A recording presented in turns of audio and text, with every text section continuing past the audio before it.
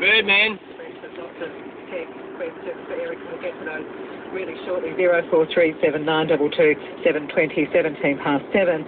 Tell us about this bat, Eric, that can knock off a budgie. Yes, strangely, the ghost bat, which is found in our northwest area, is the largest of the small bats. It has no tail, and strangely, for those that don't know it, the bats have skin in between their fingers, and that actually forms their wings. And many of them have also skin in between their hind legs and their tail of the smaller bats. Now, the ghost bat, which gets up to about a hand span across in body length, is the largest of these small ones. And although it eats lizards and frogs, budgerigars and quails, a lot of insects also are eaten by them. They have actually very good eyesight, and they're strangely, I think, one of the bats that doesn't use sonar, whereas practically all our small bats here, they use sonar. They can actually see, but when they're pinpointing an insect, they're sending out these little pips with their mouth and their strangely shaped ears with a little flap inside called a tragus.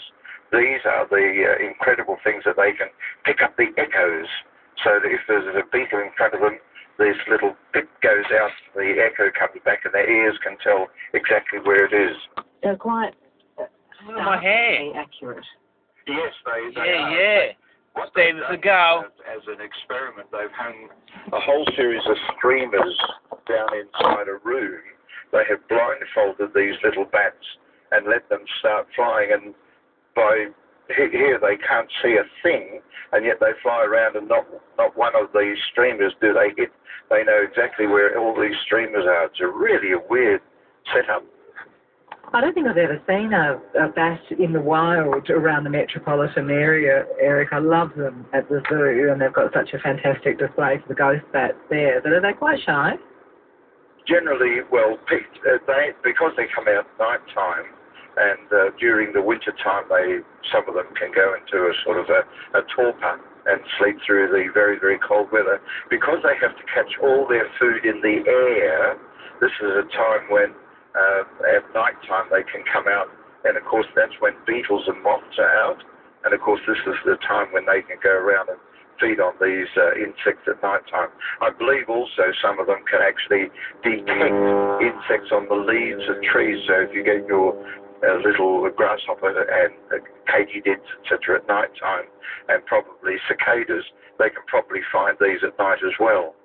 And Rob from Jundana asks, could I please ask you where vampire bats come from? Are they real, and do they like blood? Well, in fact, the ghost bat, our bat from up north, is often called the false vampire bat. And we don't have any of the vampire bats here in Australia, to my knowledge. But elsewhere, these bats go around at night time, and they can actually crawl around, and they come to the large mammals where they get onto them and puncture a hole in the skin of the thing and let the blood trickle out through, just like a needle puncture, and then they lick up the blood as it comes out. But as to going around and sort of attacking things, I don't think they go a lot. As the story says, they're vampires, they bite and hang on. Eric McCrum, 21 past 7, the Birdman. We're talking bats this morning. Kylie in Serpentine had a pair of micro bats take up residence for a few weeks in her Dryserbone hanging at the back door. She felt very blessed, but I imagine that might be quite unnerving for some. Do they often nest in clothes? Well, the whole thing is they shelter during the daytime in any place where they can find shelter. In fact, quite a lot of people have actually found out that there's a couple of people here in the Perth area who make little boxes suitable for bats to sleep in, and these people just go attach them to their trees or shrubs in their houses, and in many cases you'll get these micro bats or small bats come in and take up residence there. Yes, in fact, they often come around at night time because when people have their lights on at night time, you often get, as you probably know, beetles and moths come into the lights around there. And of course these bats just say, oh, but this is lovely. And so they come in and grab all these beetles and bats and beetles and moths that come in around the lights. Now, Eric, both Lynn, just on another subject, the subject of magpies, both Lynn and Jane have sent in questions asking why magpies sometimes sing through the night. And Jane can hear another one replying somewhere. So the one outside her window is not the only beautiful, untimely singer, and Lynn is having a similar problem. Yes, well, in many cases, nighttime singing is usually done, when it's off at moonlight, but also on very, very cold nights. And on very cold nights, because they can't sort of jump up and move around and generate heat in themselves, they sing.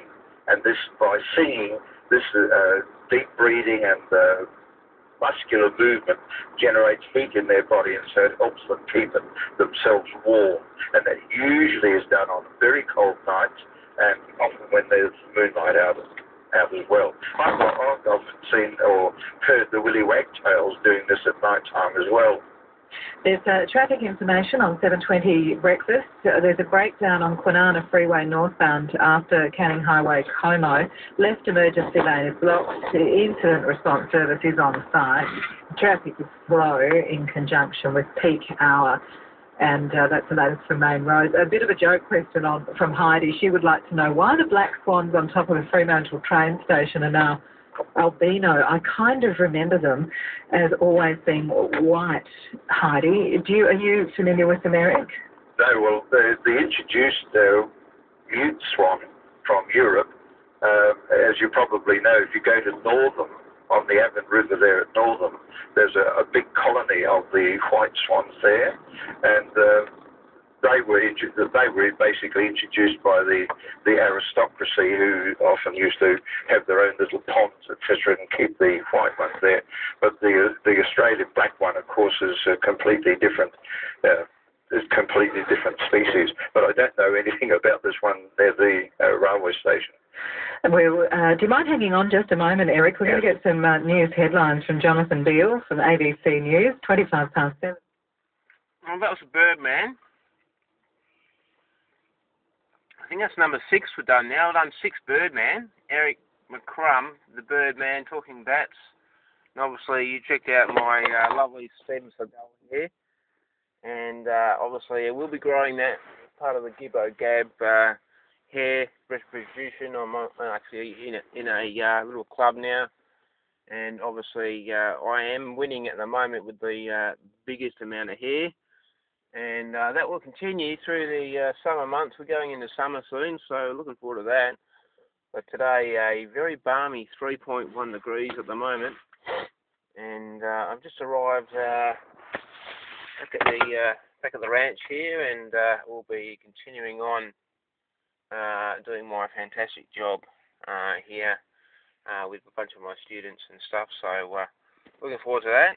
A little bit more from Birdman. And Flying Foxes with Eric McCrum on 7:20 ABC Perth Breakfast, just gone 7:25. And now, Eric, Susie was very prompt in with the text question. She would like to know why her young magpies from last year's hatching are losing their tail feathers and looking really scruffy. She said she's had this happen before and then found them dead. That could probably several reasons. All birds will molt every year. And one of the first feathers that do molt are the tail feathers. And the other thing, of course, is they may be getting, the fact that they died may be due to the fact that a lot of people don't realise that magpies feed on the ground, and their main food in amongst all the litter are grasshoppers. And unfortunately, a lot of people use sprays to get rid of things on the ground, like cockroaches and things like that. And of course these get into the grasshoppers, and of course if the magpies eat them, there is a possibility that may be due to the fact that they're dying. It could also be that the individual bird, I hope it was only just one of them that died, the individual bird may have been just a weak specimen, and this often happens in life. to know why galahs strip the bark from gums they nest in. It almost looks as though they're polishing the trunk. Thanks, Sal. They do, and the reason is that lizards crawl up the tree and go, that's the racehorse lizards, crawl up the tree and go inside and eat the eggs and eat the babies, and if they get the parents, they'll eat the parents as well. So the galahs are extremely clever. They actually bite off all the living part of the bark and bite that off completely until there's only the dead wood underneath, and then using their beaks, they actually rub their beaks up and down to polish this dead wood so that the claws of the racehorse lizard can't dig into the wood, and therefore they can't get to the nest hole entrance. And it's a very clever technique. It's stunningly clever. There you go, Sal. Well, that's it for Birdman, and I'm going to go and deal with my students now. We talk music here, and obviously we won't be able to be doing any filming for that, unfortunately. But I am the manager of the students, and they are really appreciating me teaching them piano. This is Giro Gab signing out from the Birdman, and obviously stems the gull hair. Yeah, yeah. Goodbye.